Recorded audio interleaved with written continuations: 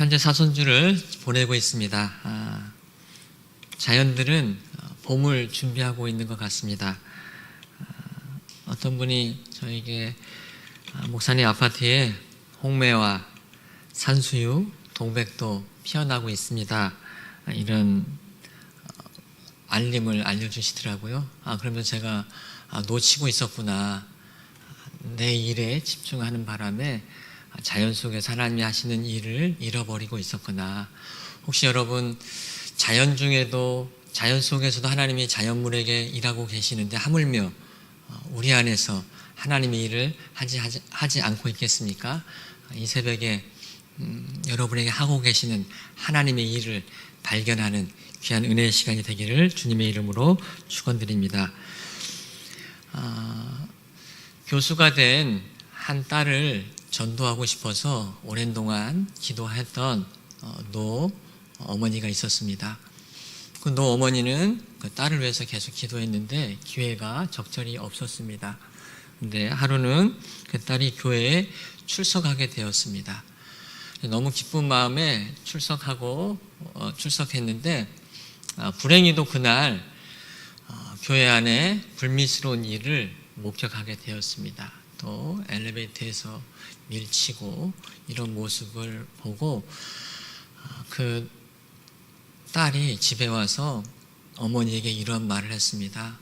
엄마, 나에게 이런 모습을 보이려고, 이런 거 보여주려고 나를 교회에 불렀어? 그런 질문을 했습니다. 그러자 딸보다 많이 배우지 못했지만 노 어머니가, 노 권사님이 이런 얘기를 딸에게 했습니다. 딸아, 나는 평생 한 분만 봤는데 너는 하루 동안에 참 많은 사람을 보았구나, 이런 얘기를 했다고 합니다. 신앙생활은, 또 교회 안에 생활한다는 것은 사람을 보는 것이 아닌 것을 기억하기 바랍니다. 비록 노 권사님의 신앙을 볼 때 저거구나, 문제를 말하지 않는 것이 아니라 먼저 더 중요한 거, 예수님을 먼저 보는 신앙생활이 우리에게 필요한 것을 알려주는 것 같습니다. 여러분은 지금 누굴 보고 계십니까? 누가 더 많이 보고 있습니까? 예배를 마치고 또 교회에 왔다가 집에 가셔서 누구를 본 얘기를 더 많이 하고 계십니까? 노 권사님의 신앙 고백이지만 정말 우리가 가야 할 길인 것을 기억하시기 바랍니다. 요한복음은 예수님을 여러 가지 비유로 자신을 설명하고 있습니다. 나는 빛이다, 나는 떡이다. 특히 오늘 문이라는 비유를 통해서 자신을 이야기하고 있습니다. 2절에 보면 문으로 들어가는 이는 양의 목자라. 예수님은 자신을 목자로 비유하고 있습니다. 사실 목자라는 개념은 구약의 개념입니다. 구약에서 이 목자는 신뢰의 관계를 의미합니다. 즉 목자 관계가 있다는 것은 둘 사이에 신뢰를 기반하는 것을 의미합니다. 시편 23편이 중요한 말씀입니다. 하나님은 이스라엘의 참된 목자가 됩니다. 하나님을 잃어버리고 자신의 이익에 눈이 멀어 백성을 잘못 이끄는 사람을 거짓 목자로 성경은 말하고 있습니다. 우리가 예수님을 목자로 따라갈 때에 이 신뢰의 관계의 기초함을 기억하시기 바랍니다. 목자는 양을 통해 그 가치를 돋보이고 양은 목자의 형상을 통해 하나님을 만나볼 수 있습니다. 우리가 예수님의 모습을 보고 예수님을 따라가는 이유는 그 모습을 통해서 하나님을 깊이 만날 수 있기 때문에 그렇습니다. 9절에도 문이라는 이야기가 나오는데요. 이 문이라는 단어는 투라라는 그 단어를 쓰는데 안과 박을 구분하는 의미가 아닙니다. 보통 문은 안과 박을 어떤 구분하는 의미로서 문을 많이 쓰는데 투라라는 단어는 안과 박을 구분하는 의미에서 쓰는 단어가 아니라 들어가는 연결 통로로서의 의미로 사용된다고 합니다. 이 점에서 예수님이 문이라는 것은 우리가 구원으로 들어가는 연결 통로임을 기억해야 할 것입니다.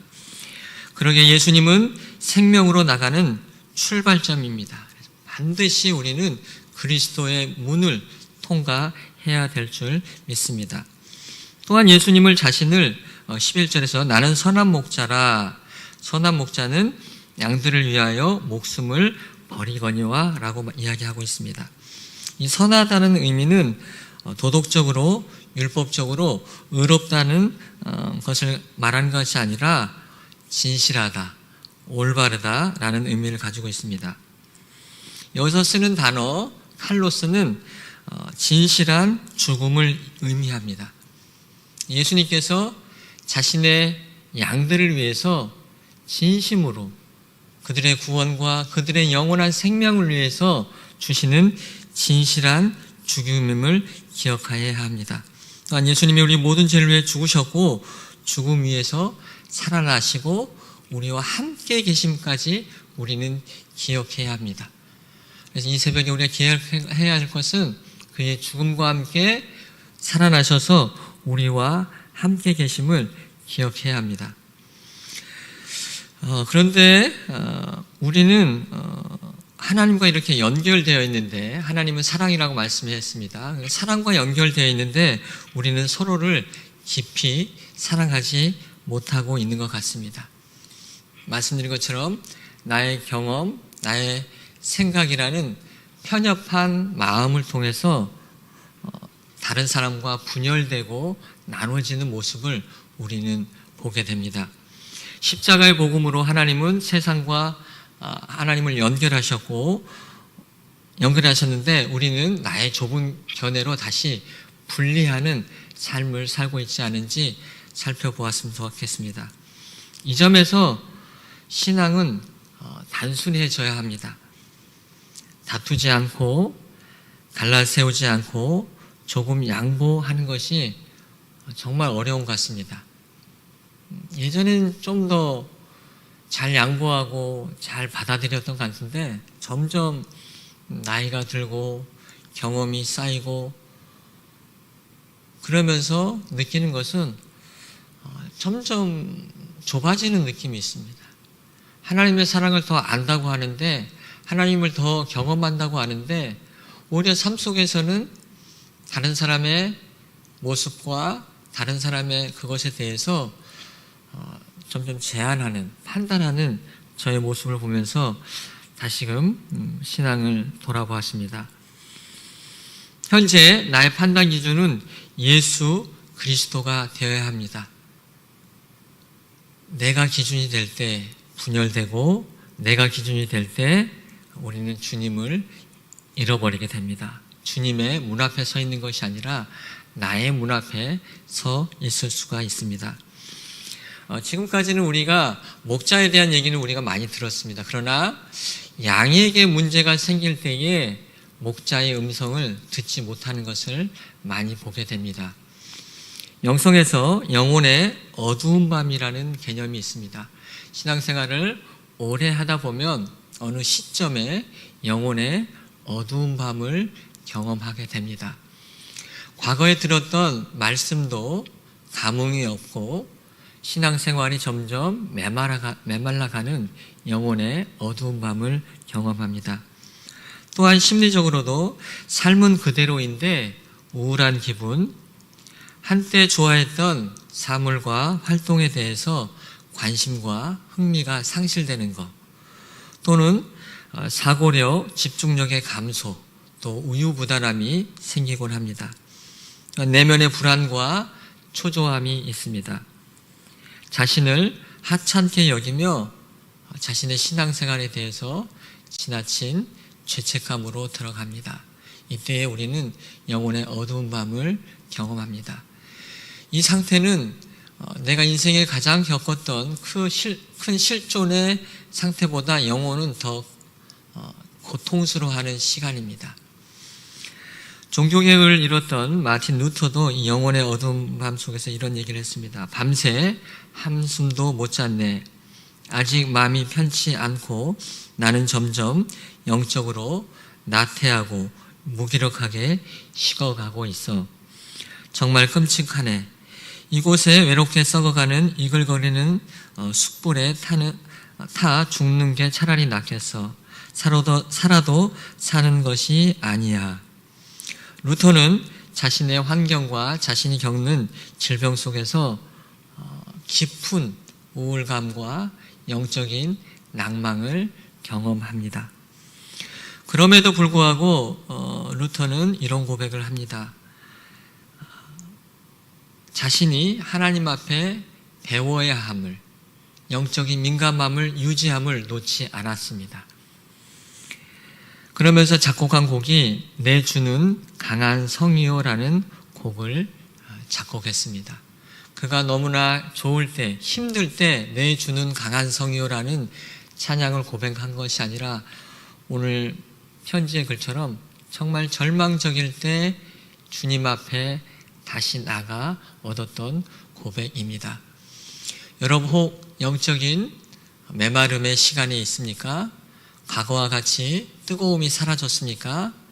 다시금 주님 앞에 말씀으로 새로워지기를 주님의 이름으로 축원드립니다. 우리의 믿음의 선배들도 탈진과 우울과 영적인 어두운 밤을 경험했습니다. 그러나 그들이 거기에 탈출할 수 있는 이유는 하나님에 대한 열망, 그 근거는 하나님이 나를 너무나 사랑한다는 이 하나님의 사랑의 마음을 잊지 않았습니다. 그 하나님이 나를 얼마나 사랑해서 그 아들 예수 그리스도를 보내줬다는 이 사실이 그들 안에 있는 어려움과 절망과 힘듦이 있었지만 그 하나님의 사랑 앞에서 다시 나아갈 때에 그 어두움이 물러가는 것을 보게 됩니다. 이 영혼의 어두운 밤을 지난 그리스도인은 이제 어떤 환경에도 변함이 없는, 요동하지 않는 제자로 들어가게 됩니다. 여러분이 오랫동안 신앙생활을 하셨는데 혹 지금 영적인 침체기가 있다면 제자로 들어가기 위한, 하나님의 완전한 제자로 들어가기 위한 마지막 관문임을 소망하며 이 어두운 밤을 이기시를 주님의 이름으로 축원드립니다. 특별히 40일 말씀 임재 프로젝트를 통해서 여러분이 내 생각과 내 경험의 현존이 아니라 하나님의 현존, 하나님의 임재, 그것이 무엇입니까? 바로 말씀으로 오신 예수 그리스도를 만나는 것인 것을 믿으시기 바랍니다. 따라서 여러분께서 새벽마다 만나는 그 말씀, 그것이 바로 예수 그리스도의 임재이고 예수 그리스도의 현존임을 기억하시기 바랍니다. 단순히 여러분이 만나는 눈에 오는 말씀이 아니라 주님이 여러분의 깊은 어두움과 우울과 고통 가운데 주시는 빛의 말씀인 것을 기억하며 이 새벽에도 그 말씀이 여러분 가운데 들려지기를 주님의 이름으로 축원드립니다. 기도드리겠습니다. 하나님, 우리의 목자는 완벽한 분이셨는데 따라가는 양들이 때로는 너무 힘들어서 주님의 음성을 듣지 못할 때가 있습니다. 주님, 저희를 불쌍히 여겨 주시옵소서. 불쌍히 여겨 주시옵소서.